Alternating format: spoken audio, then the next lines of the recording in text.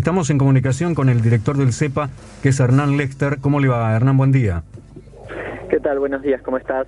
Muy bien, Mariano Barrio, Claudia Yardulo, lo saludamos y le queremos preguntar con respecto a estos próximos vencimientos. ¿Va a poder hacer frente el gobierno a estos pagos con el FMI? Lo que me parece es que se han acelerado los tiempos. Evidentemente la discusión con el fondo está estancada en el sentido de que me da la impresión que la cuestión del déficit es un dato o el hecho que ha impedido finalmente el acuerdo. La Argentina, la impresión que está plantada en un ajuste que no sea el que plantea el fondo, y en ese sentido uno podría especular con que el viernes finalmente no se pague o no se pague la semana próxima y se aceleren los tiempos de esta discusión con el fondo que, insisto, no ha llegado al menos hasta hoy a un acuerdo firmado. Hernán, ¿qué tal? Mariano Barrio te habla, ¿cómo te va?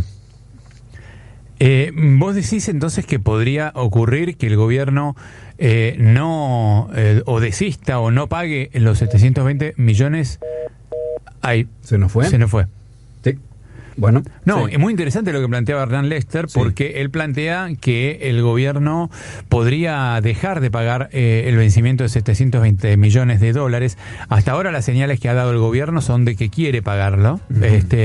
Por lo menos eso trasciende periodísticamente. No sería mucho, en teoría. Claro, que tiene la guita, ¿no? Digamos, para pagarlo. Tiene el dinero, tiene los recursos para pagar eso y los 366 millones que vencen el lunes.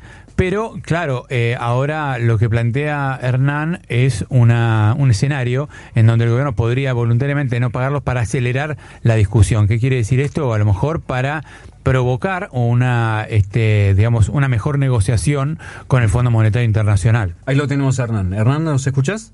Sí, ahora sí. Bien. Sí, Hernán, te preguntaba, vos decís que podría el gobierno desistir de pagarlos para forzar una negociación con el fondo. ¿Esto entendí bien? Sí, a ver, puede no pagar puede no pagar el del lunes, puede no pagar el próximo. Es decir, en algún momento, si efectivamente no hay acuerdo, la Argentina no tiene los dólares para atender. Imagínense que vencen este año 20.000 millones de dólares. Elijan cuál vas a incumplir. Si no llegas a un acuerdo, tarde o temprano, y más temprano que tarde, vas a incumplir, evidentemente. Claro, pero el punto está planteado en que se quiere llegar a un acuerdo con el fondo antes del 21 de marzo, cuando vencen los 2.800 millones de dólares, para precisamente no tener que pagar los 20.000 millones de este año, es decir, el de marzo más los subsiguientes, y entonces reprogramarlos a 10 años, ¿no? Ese sería el tema. El tema es el siguiente. Yo no estoy en la mesa de negociación, pero por la situación que uno identifica, lee, los propios mercados, digamos lo que llamamos mercados, también identifican, es que en esa mesa de negociación el fondo está planteando algo que la Argentina no está dispuesta a aceptar, y entiendo que es un déficit o una curva de reducción del déficit mucho más significativa que la que plantea la Argentina. En ese sentido, la verdad es que firmar o comprometerse a algo que la Argentina no va a poder cumplir porque condiciona el crecimiento es un sinsentido. No solo es un sinsentido porque lo vas a incumplir, es un sinsentido por la negociación de este crédito. Para ser muy sencillo, no es que nosotros le debemos 44.000 millones de dólares, no nos dan los 44. Bueno, mira, debes 44.000, yo cuando le debo al banco, supongamos, debo cuotas, voy, me siento con el banco y me refinancia y me dice, bueno, esta vamos a hacer que una cuota venza dentro de un año y la otra dentro de 2, bla, bla, bla. Entonces, desaparece la deuda original y aparece esa deuda renegociada. No es así. Lo que hace el fondo con la Argentina es, le va dando de a puchitos cada vez que vence, por ejemplo, el viernes vence 766, bueno, te dan los 766, pero no te dan los 250, 260 aproximadamente, perdón, me corrijo, 720 y 266. No me dan los 720 y además los 366 del lunes. Me dan solo los 720, con lo cual el lunes revisan y dicen, a ver, cumplió Hernán, y entonces el lunes vuelven a revisar, y así sucesivamente. La Argentina tiene vencimientos prácticamente todos los meses este año y el año próximo, con lo cual estás todo el tiempo con el fondo definiendo o redefiniendo si entras en default o no. Ahora, Hernán, vos que tenés información, que sos un hombre informado del ámbito económico, ¿qué posibilidades ves que la Argentina, ante un abismo o la posibilidad de que no haya acuerdo con el fondo y se dispare el dólar y eso a Cristina le molesta mucho y demás, pueda negociar un ajuste fiscal que lleve al equilibrio déficit cero en el 2025, como pide el fondo? Pues el fondo pide eso, nosotros queremos 2027. No, la Argentina no puede firmar eso. No. Ajá. No puede firmar eso.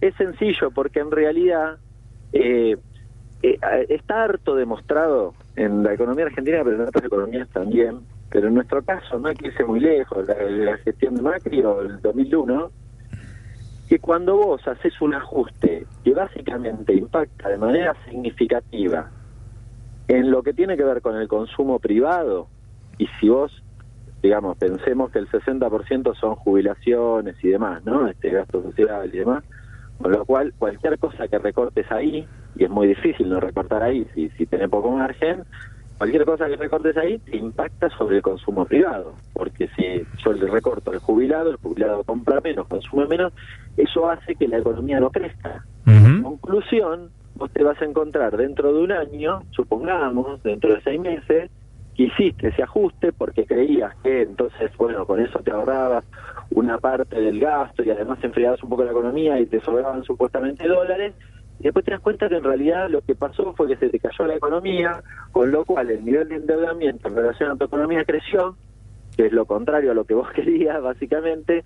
Los dólares no te quedaron porque básicamente se retrajo la economía en su conjunto, y además la gente vive peor. Conclusión, no tiene sentido. Ahora, Hernán, yo te hago de abogado del diablo. El gobierno de Alberto Fernández hizo ajuste desde que asumió hasta ahora. El déficit del 2021 fue del 3% del PBI, con lo cual, comparado con el del 2020, que había sido año de pandemia, se redujo muchísimo el déficit, y sin embargo el 2021 el crecimiento fue de alrededor del 10% del PBI. Claro que era un rebote después de la pandemia, pero no hay posibilidades de crecer con algunas reducciones de gastos que no impliquen reducción del consumo.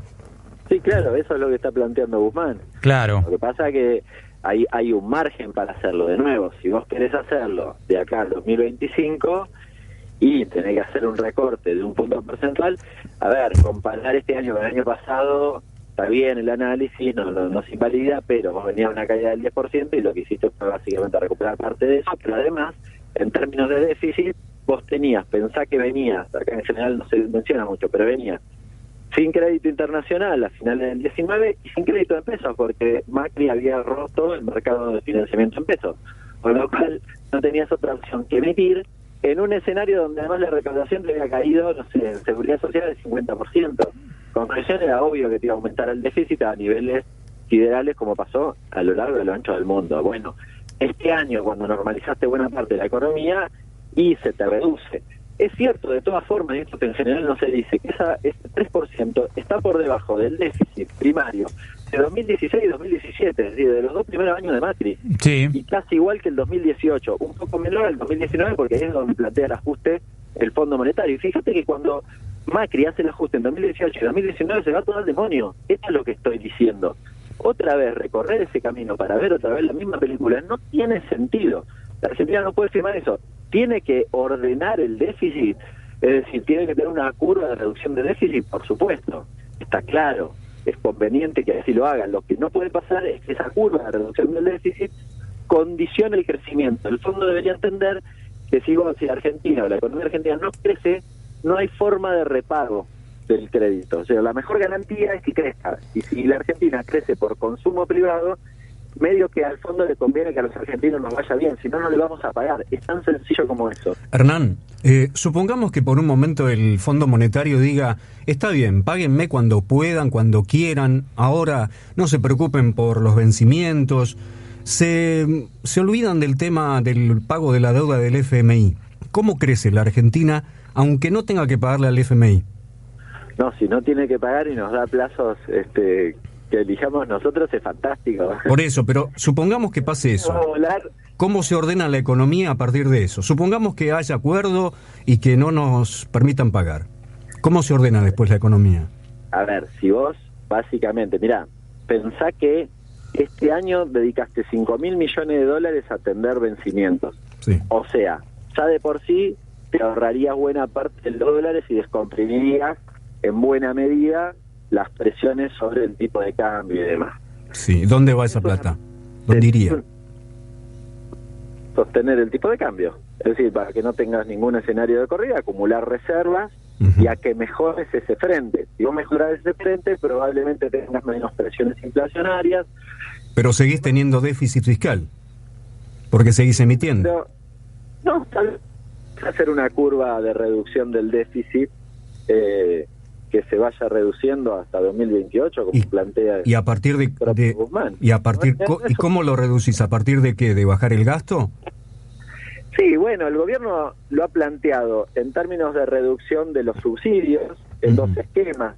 Es decir, hay un aumento de las tarifas, pero no tan significativo, y además lo que todavía no se implementó, que es la segmentación. Eso te permite reducir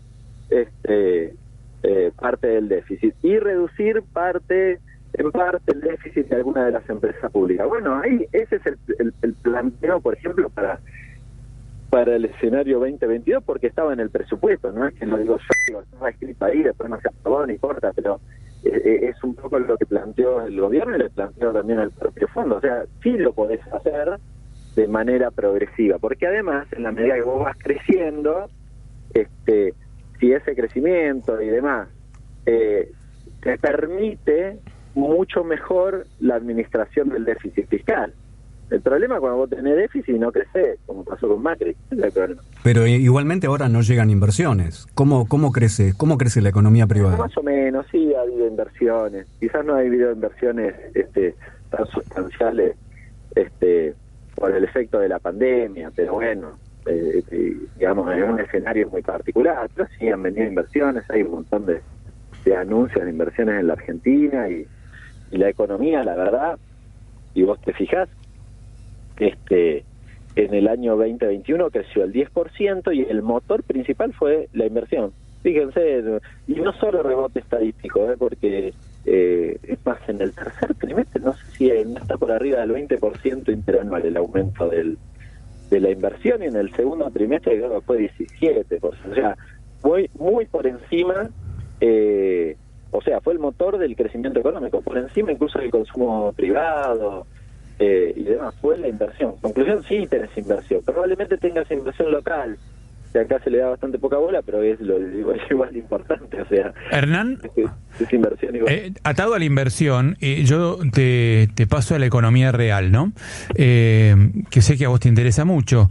Yo lo que no veo en el gobierno es un plan de recuperación real de todo un sector excluido, que son aproximadamente 20 millones de personas, 25 millones de personas que hoy están en la exclusión total, es decir, en la pobreza, que no tienen trabajo, que no tienen perspectivas de conseguirlo porque no tienen capacitación o no tienen competencias laborales de alta calificación o de media o de baja calificación, no la tienen. Y el gobierno había prometido en la campaña, uno de los principales temas era convertir los planes sociales en empleo. Y estamos hablando de una de las principales también partidas presupuestarias que tiene que ver y que explica el déficit del cual estamos hablando, ¿no? ¿No crees que debería haber un plan mucho más agresivo para incorporar a todos esos sectores excluidos en la economía formal, en planes reales de capacitación laboral para insertarlos y para poder integrarlos en la economía? Sí, a ver, ahí hay una deuda pendiente, eso está claro, digamos, cuando vos mirás el salario no registrado, se movió al 36, 38% del último año contra una inflación del 50%. Es decir, lo que sucedió como efecto de la pandemia y demás ha sido una profundización de la segmentación o la heterogeneidad de la clase trabajadora entre los trabajadores registrados, cuyo promedio hoy está en 56-57%, y los no registrados que están en 36%. Si se profundizó esa brecha, ¿esto es un problema? Sí, es un problema. ¿Hay que trabajar sobre eso? Sí. Yo lo que creo es que en la medida que vos ordenás la economía, digamos, es más fácil o te permite políticas que tienen que ver con el empleo exitosas, porque a veces yo no soy muy partidario de políticas de empleo per se, creyendo que porque sí las implementar, y yo hago políticas de capacitación y con eso voy a tener éxito. No, si el mercado expulsa a trabajadores no voy a tener éxito. Si Macri se podía haber cansado de hacer proyectos de capacitación, que igual no iba a tener éxito porque vivíamos en una Argentina donde la economía expulsaba a trabajadores. Entonces son las dos cosas, ¿no? Digo, me parece que ahí hay una deuda pendiente. Sí, creo que en este últimos tiempos se ha acelerado la generación de empleo privado, pero de todas formas vos estás unos 20.000 puestos de trabajo registrados menos que los que estabas en prepandemia, a datos de septiembre-octubre. Conclusión, todavía te falta recuperar parte de lo perdido, y pensemos además que con Macri perdiste 250.000 puestos de trabajo registrados privados, con lo cual todavía estás lejísimo de recuperar eso.